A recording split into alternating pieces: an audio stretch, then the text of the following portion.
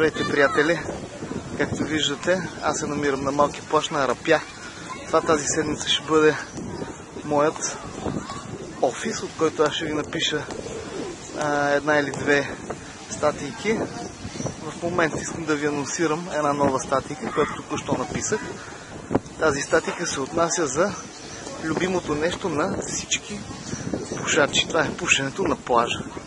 Много хора се страхуват от пушенето на плажа, защото си мислят, особено когато отказват цигарите, защото си мислят, че когато пушат на плажа, това е едно страхотно удоволствие. Когато излизат от водата, те се чувстват изморени и страхотно им се допушва. Когато хората спират цигарите, един от основните страхове, когато ходят на море, е, че няма да издържат на това напрежение да изпушат една цигара на плажа.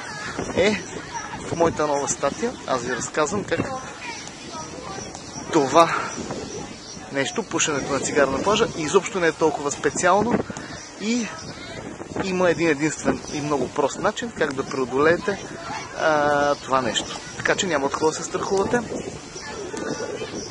Прочетете статията. Само да ви кажа, преди да я прочетете, трябва да се регистрирате. За достъп до нея имат само хората, които са регистрирани до ниво ентусиаст. Това е новата стъпка в нашия сайт. Пожелавам успех на всички. Това съм аз, вашия човек, Ваню, от Арапя. Чао за сега от мен. Пожелавам ви успех.